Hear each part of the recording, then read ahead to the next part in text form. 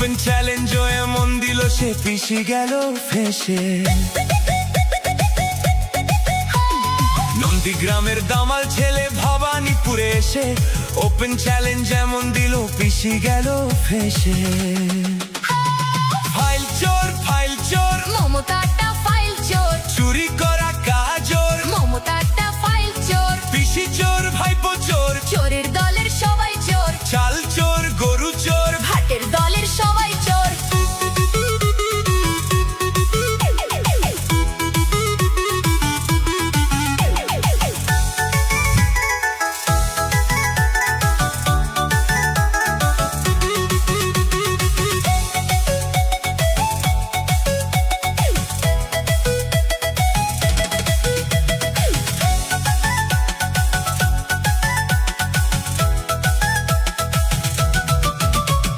ঠান্ডা ঘরে বসে পেতনি বুড়ি হাসে, কেমন করে করবে চুরি ভাইপো প্ল্যানিং কষে।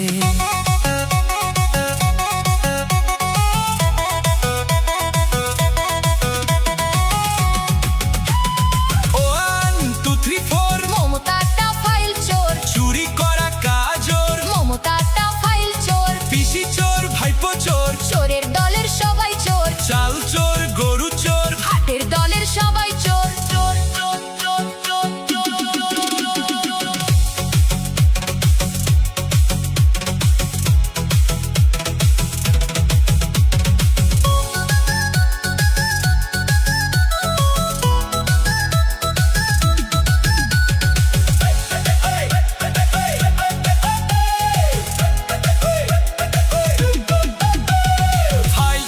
ফাইল চোর, মমতাটা ফাইল চোর, চুরি করা কাজর, মমতাটা ফাইল চোর, পিসি চোর ভাইপো চোর, চোরের দলের সবাই চোর, চাল চোর গরু চোর। ভাটের দলের সবাই চোর।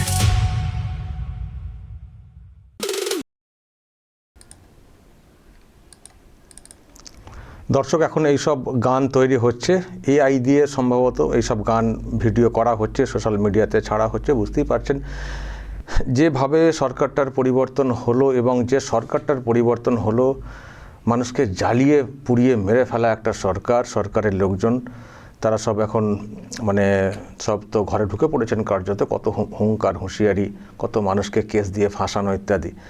এখন সব নিজেরাই আতঙ্কের মধ্যে আছেন, আর চারিদিকে চোর চোর চোর চোর স্লোগান উঠছে। আর ফাইল চোরটা রিসেন্ট ফাইল চুরি, যেটা আর কি ওই মানে যেটা দেখেছেন আপনারা, ইডি আইপ্যাকের অফিসে হানা দেওয়ার সময় মুখ্যমন্ত্রী যে বিষয়টা করেছেন, সেখান থেকে নতুন একটা চুরির ব্যাপারটা এসছে, এবং ওই চোর তকমাটা ফাইল চোর এসছে।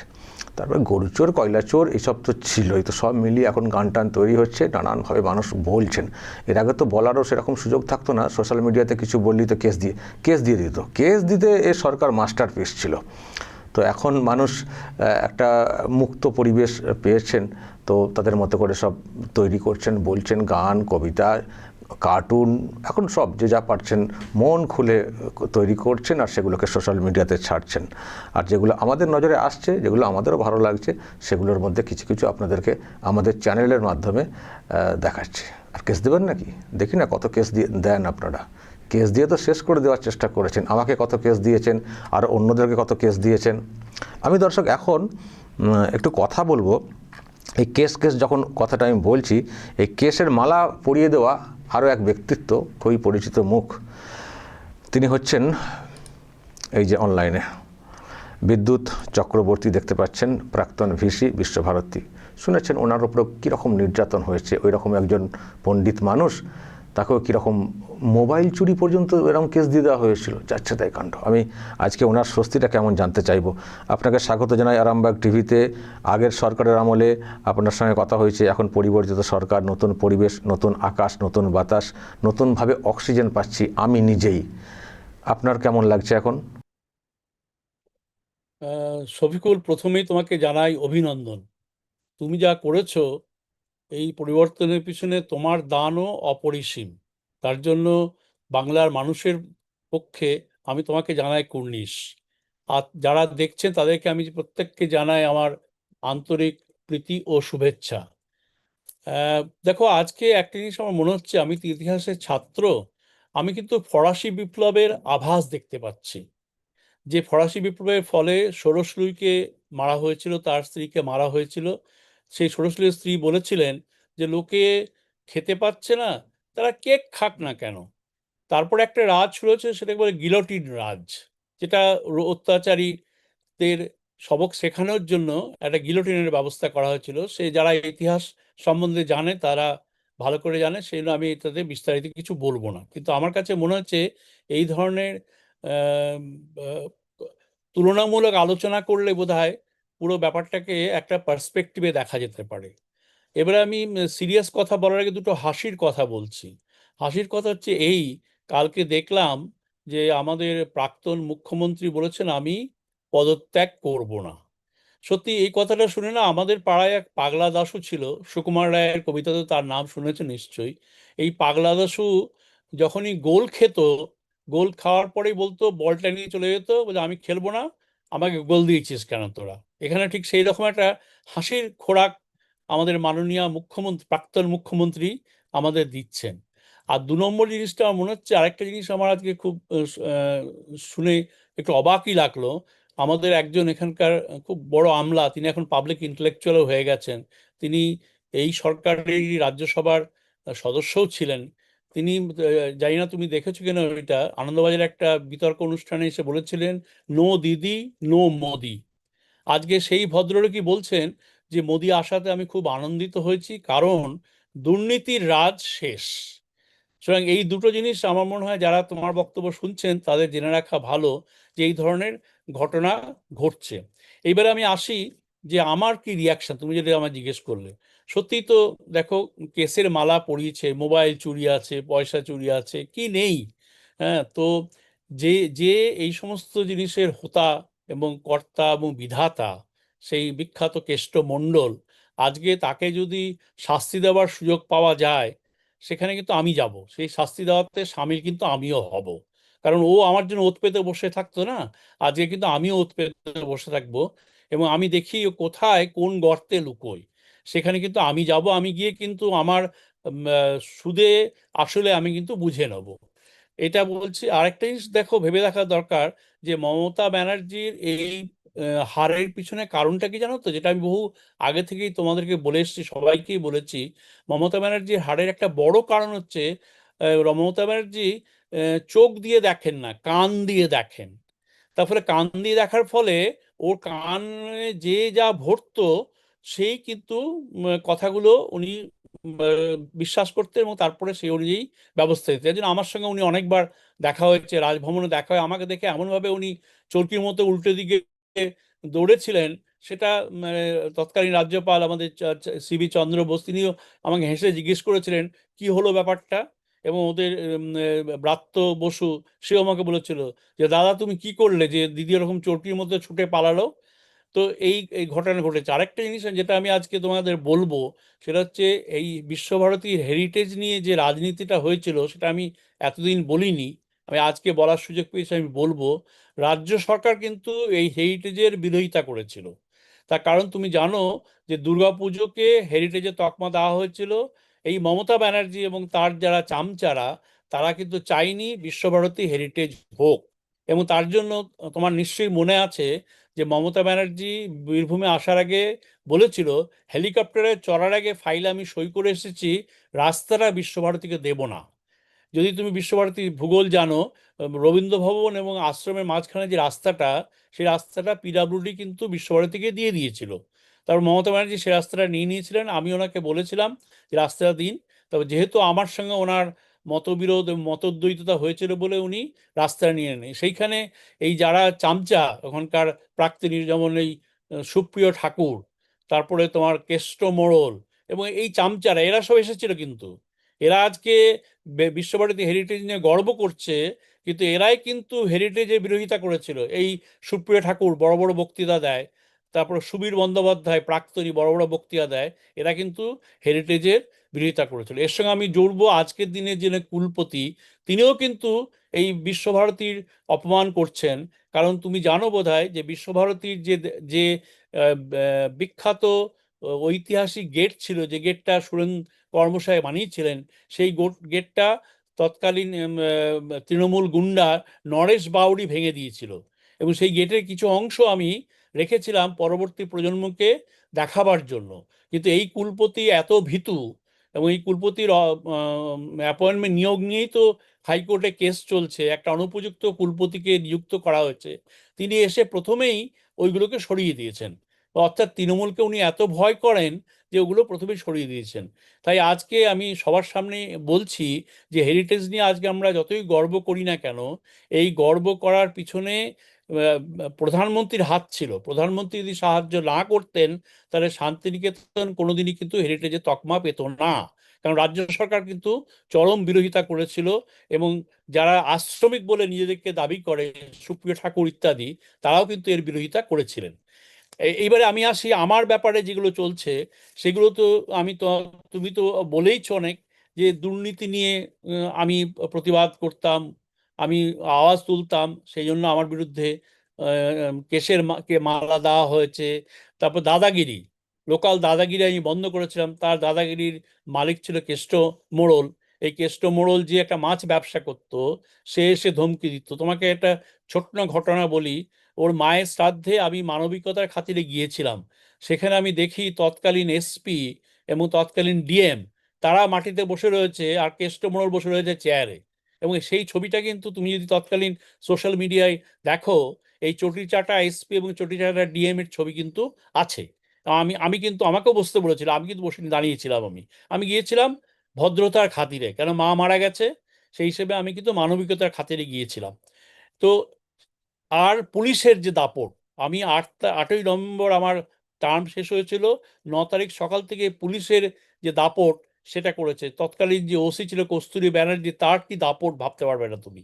এবং আজকের দিনে এই যে মোদি এবং অমিত শাহ আগে ইলেকশনের আগে বলতেন যে বদলা নেহি বদল ভি চাইয়ে বদলা ভি চাইয়ে, এবং অমিত শাহ তো বলেছিলেন উল্টা লটকাকে হাম পিটাই করেঙ্গে।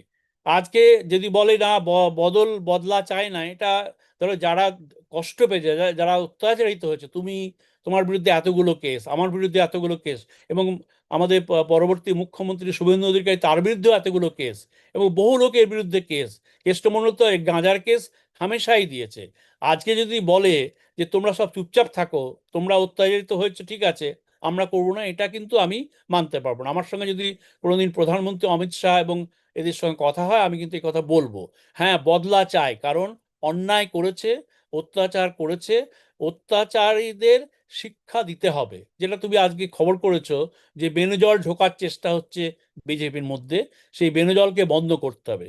সেই জন্য আমার মনে হয় যারা ভুক্তভোগী, যারা সেই সময় প্রতিবাদ করেছে, তাদের যে গায়ের জ্বালা, সেই জ্বালা কিন্তু শুধুমাত্র মুখে বললেই চলবে না যে বদল চাই, বদলা চাই না। আমার মনে হয় আজকে সেই সুযোগ এসছে। এই চোর, ডাকাত, গুন্ডা, বদমাইশ যারা সাধারণ মানুষের জীবন দুর্বিষহ করেছিল, তাদের প্রত্যেকের অধিকার আছে বদলা নেওয়ার। এবং যদি বদলা নেয়ও, আমার ধারণা এই সরকারকে সাহায্য করা দরকার। কারণ এই সরকারের অনেকেই আছে, তারাও কিন্তু ভুক্তভোগী, তারাও কিন্তু অত্যাচারিত। আজকে যদি কেউ বলে, আপনার সামনে কেষ্টমোড়ল সামনাসামনি হয়ে গেলে আপনি কি করবেন, কি বদলা নেবেন? কেষ্টমোড়ল সামনাসামনি হয়ে গেলে তো দেখো, প্রথম কথা হচ্ছে যে আফটার অল তো ভালো বাবা মার সন্তান, একটা সংস্কার পেয়েছি।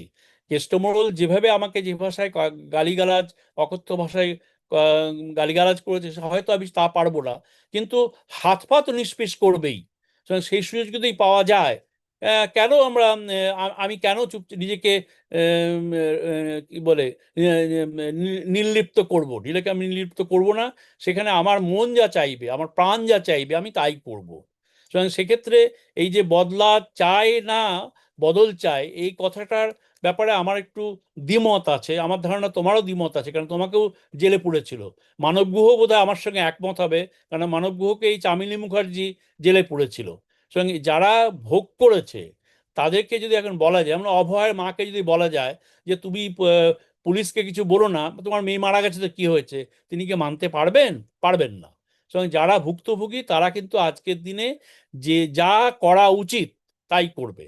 এবং এর জন্য কিন্তু, সেই জন্য তোমাকে ফরাসি বিপ্লবের কথা বললাম। ফরাসি বিপ্লবে কিন্তু গিলোটিন ব্যবস্থা হয়েছিল।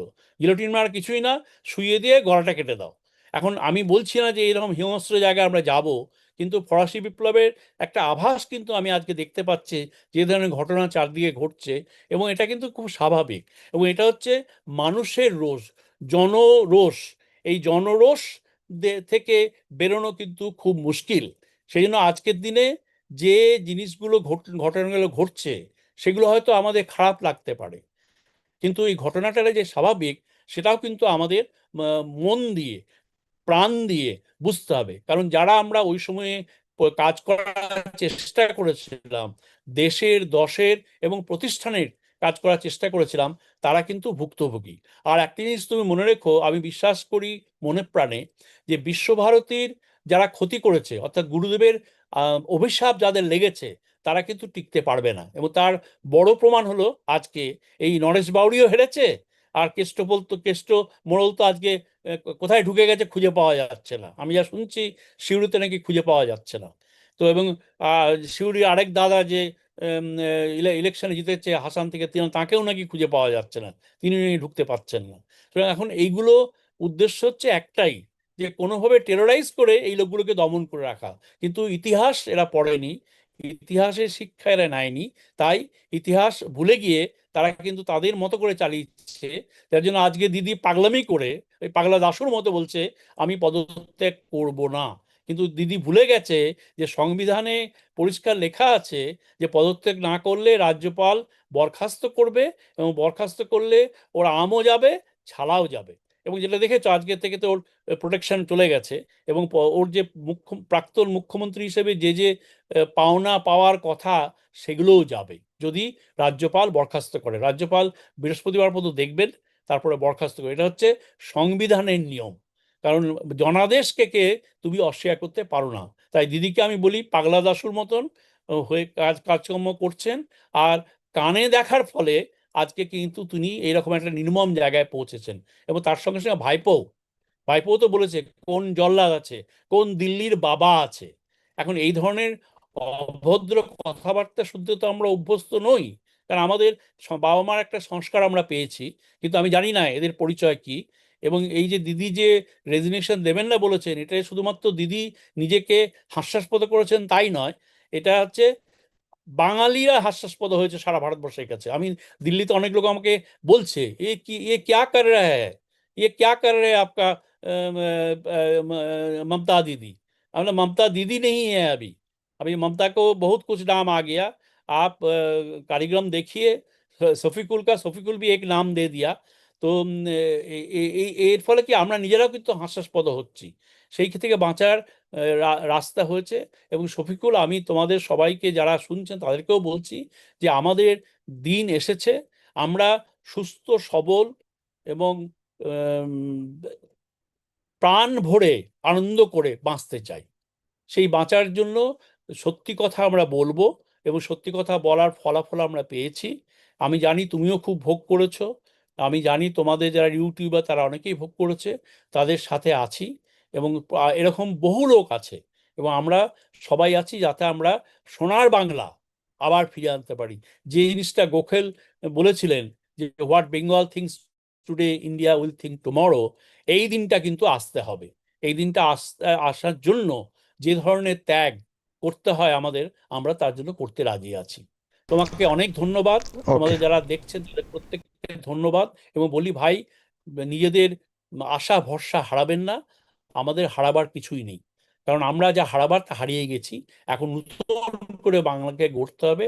আসুন সবাই মিলে আমরা সেই সোনার বাংলার গড়ার কাজে হাত দিই। অসংখ্য ধন্যবাদ সরাসরি থাকার জন্য। আপনি দিল্লিতে আছেন, বা নিশ্চয়ই আবার পরে দেখা হবে, ভালো থাকবেন। দর্শক শুনলেন বিদ্যুৎ চক্রবর্তী, প্রাক্তন ভিসি বিশ্বভারতী। ওনারও অনেক ক্ষোভ আছে।